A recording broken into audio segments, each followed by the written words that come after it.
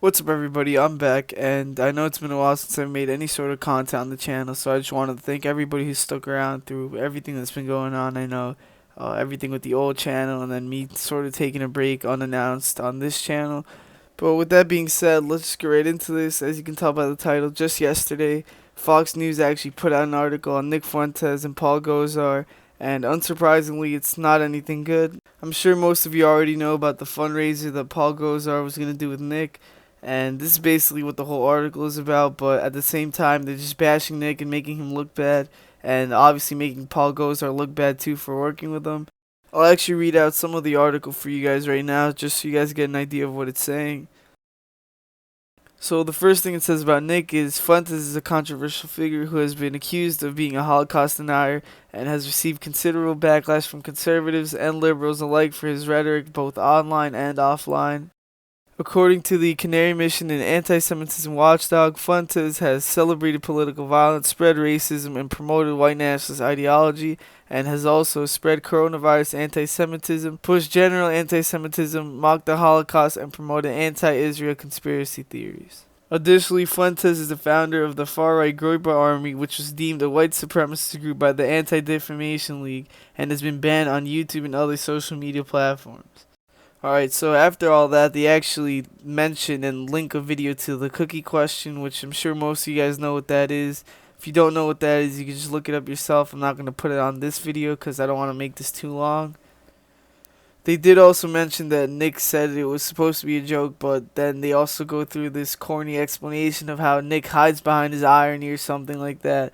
That's not the most important part of this article, so I'm not going to read all of it directly, and I'm sure mostly everybody has heard this type of stuff before from people who don't really like Nick. They don't actually mention Gozar too much. This is all mostly just attacking Nick, but the only thing they really say about him is that he did do an event with Nick before, which we all know was AFPAC 2 a few months back. They did also put the tweet in here, which Paul Gosar made in sort of response to all of this. I'll read that out to you guys right now. He said, "Not sure why anyone is freaking out. I'll say this, there are millions of Gen Z, Y, and X conservatives. They believe in America first. They will not agree 100% on every issue. No group does. We will not let the left dictate our strategy, alliances, and efforts. Ignore the left." So I think that was actually a pretty good response from Gozar.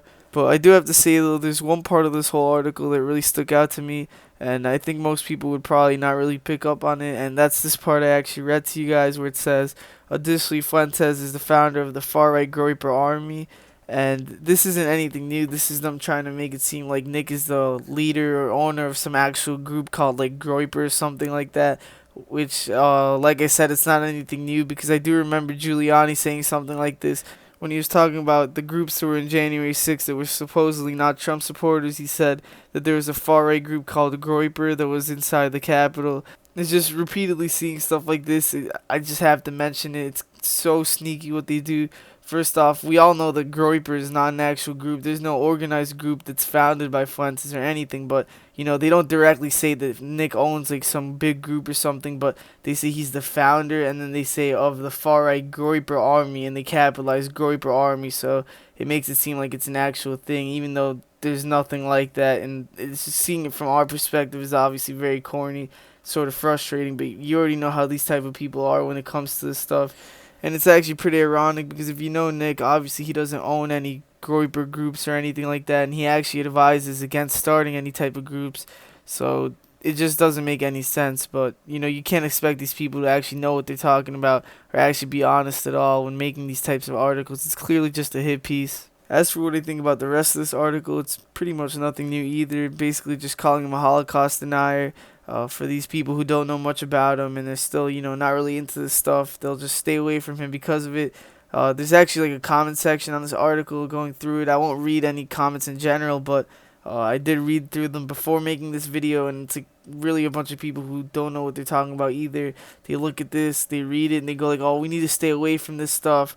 The GOP has to, disavow all this type of stuff."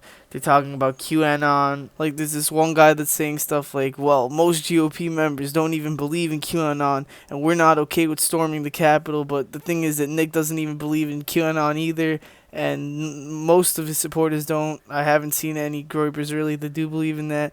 And this other guy that's saying stuff like, "Oh, the conservative party has enough extremists, and we can't win 2022 or 2024 with these types of people taking over the party." Like, it's just like kind of frustrating seeing these people just look at these articles, believe everything they're reading, and it's just kind of sad overall. And just sad seeing that stuff like this is actually working towards some groups of people. Like I said, looking through the comments, there's a lot of people saying a lot of stupid shit. Anyways, that's pretty much what I think about all of this. I'd like to know what you guys think. Just let me know in the comments. Obviously, check my description for the rest of my social medias. Join my Discord to keep updated with the channel.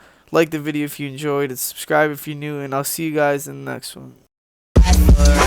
Keep it going, 'cause